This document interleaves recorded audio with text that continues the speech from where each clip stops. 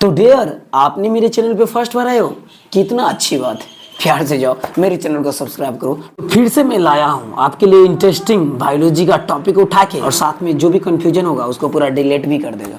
तो इससे पहले जो मैं बात किया था उस क्या इंपॉर्टेंट है यूट्रस को होना, या विदाउट यूट्रस का भी फीमेल कहला सकती है, सबको डिटेल में और डीप में जानूंगा। तो डियर, प्यार से बने रहो और ध्यान से देखते रहो। बेटा बेटी बन के आ जाए हो ना धरती पे, तो वो सब यूट्रस का कृपा है। यूट्रस में ही प्लासेंटा होता है, प्लासेंटा में ही हमारा बॉडी शेप पड़ा होता है, समय आपकी मृत्यु हो जाएगा। यूट्रस एक तरह से थैली है जो एक नाशपाती के साइज का होता है, जिसका ऊपरा भाग चौड़ा होता है और निचला भाग थोड़ा सा कम होता है, चौड़ा स्पेस मतलब एक कम चौड़ा होता है, ऊपर का भाग ज़्यादा चौड़ा होता है। ट्यूब और साथ में ओवरी और साथ में यूट्रस का पिक्चर देख सकते हो कि इसी साइज का यही है यूट्रस का, फेलोपियन ट्यूब का, ओवरी का स्ट्रक्चर, और ये फीमेल बॉडी का ये सब ऑर्गन रहा। तब जब हनीमून की टाइम आएगा तब मेल का रोल होगा। फिर मैं मेल के ऊपर में बात करेंगे डीप में और डिटेल में। अभी सिर्फ बात करेंगे फीमेल के बारे में, जहां आपको समझ में आएगा कि फीमेल रिप्रोडक्शन क्रिया होने से पहले तब रिप्रोडक्शन क्रिया सक्सेस हो पाता है। तो ये सब प्रोसेसिंग होना इंपॉर्टेंट होता है फीमेल के लिए। अगर नहीं रहेगा तो सक्सेस ही नहीं होगा। जब मोटी दीवार वाली पेशीय थैली के समान रचना, यूट्रस कैसा रचना का होता है, कैसा आकार होता है, तो उसको बोलिएगा यह मोटी दीवार वाली पेशीय थैली के समान रचना है जो मूत्राशय तथा मलाशय के बीच अक्षोणी गुहा में स्थित होती है। यानी मूत्राशय और मलाशय के बीच में अक्षोणी गुहा में होता है फीमेल के बॉडी में, जो मूत्राशय मलाशय उसके बीच में होता है यूट्रस स्थित रहता है। आगे की तरफ बढ़ता हूँ और जानता हूँ, यह लगभग त्रिकोणीय रचना का होता है। यूट्रस का रचना त्रिकोणीय होता है, जो मलाशय मूत्राशय के बीच में होता है और त्रिकोणीय साइज का होता है। नाशपाती हमेशा त्रिकोणीय साइज का होता है। फिर आगे चल के बोलता है जिसकी ऊपरी भाग ज़्यादा चौड़ा होता है, और हमने कुछ समय पहले बोले थे कि यूट्रस का ऊपरी भाग चौड़ा होता है और ध्यान के निचली भाग कम चौड़ा होता है, क्योंकि मलाशय और मूत्राशय का जो होता है ना, उसका जो बैंक होता है, उस बैंक के कारण वहाँ पे यूट्रस का साइज में थोड़ा सा कमी आ जाता है। चला, इसके ऊपर भाग के दाएं और फेलोपियन ट्यूब नलिका जुड़ी होती है।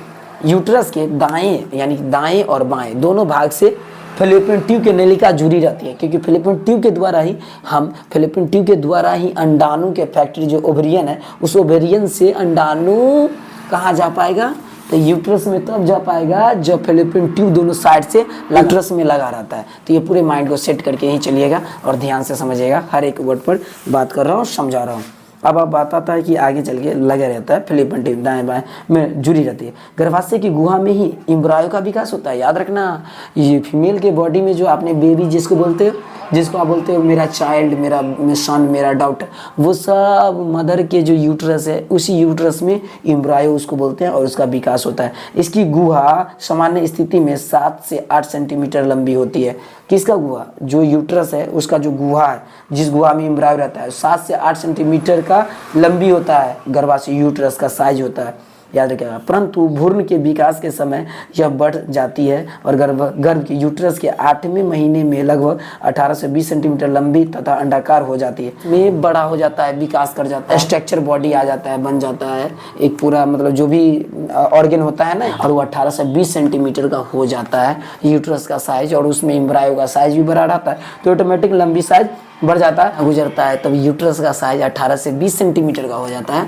और जब एम्ब्रायो, जब फर्टिलाइजेशन का क्रिया होता है, जाइगोट रहता है, उस समय जहाँ एम्ब्रायो रहता है।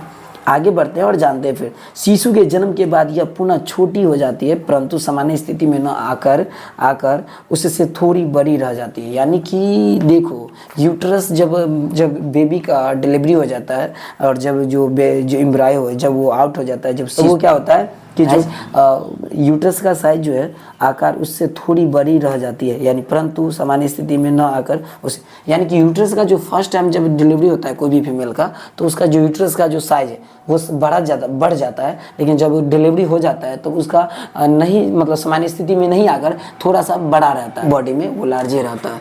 जब बेबी का डिलीवरी हो जाता है, बच्चे की डिलीवरी हो जाता है, शिशु जब आउट हो जाते हैं, कड़ा होता है। इसे ग्रीवा या सर्विक्स कहते हैं।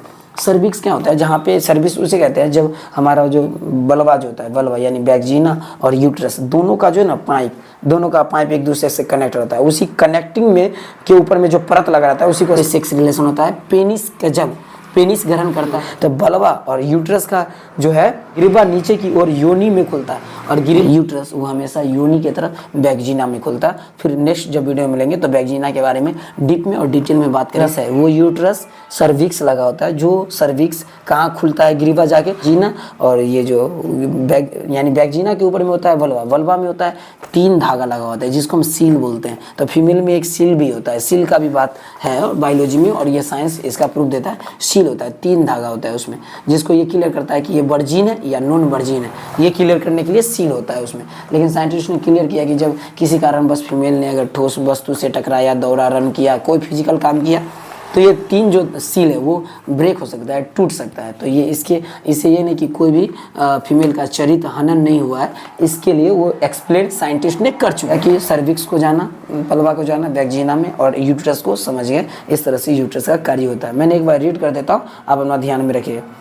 गर्भाशय के बारे में, यूट्रस के बारे में रीड कर देता हूँ। यह मोटी दीवार वाली पेशीय थैली के समान रचना है जो मूत्राशय तथा मलाशय के बीच अक्षोनी में स्थित होती है। यह लगभग त्रिकोणीय रचना है जिसका ऊपरी भाग ज्यादा चौड़ा होता है। इसके ऊपरी भाग के दाएं और बाएं कोनों से उस ओर की फैलोपियन नली का विकास होता है। इसकी गुहा सामान्य स्थिति में 7 से 8 सेंटीमीटर लंबी होती है, परंतु भ्रूण के विकास के समय यह बढ़ जाती है। गर्भाशय के 8वें महीने लगभग 18 से 20 सेंटीमीटर लंबी तथा अंडाकार हो जाती है। शिशु के जन्म के बाद यह पुनः छोटी हो जाती है, परंतु सामान्य स्थिति में न आकर उससे थोड़ी बड़ी रह जाती है। गर्भाशय का निचला भाग सकरा होता है, इसे गिरवा या सर्विक्स कहते हैं। गिरवा नीचे की ओर योनि में वैगिना में खुलता है। यूट्रस जुड़ा रहता है। जब बेबी आउट हो जाता है तो ये यूट्रस है ना 8वें 9वें मंथ में अंडाकार हो जाता है, लेकिन सामान्य स्थिति में ना आकर के थोड़ा बड़ा रहता है, तो ये हो जाता है। तो आज का यूट्रस का टॉपिक में ये सब डिटेल, नेक्स्ट वीडियो मिलते हैं, उसमें जानेंगे वैगिना के बारे में, वल्वा के बारे में।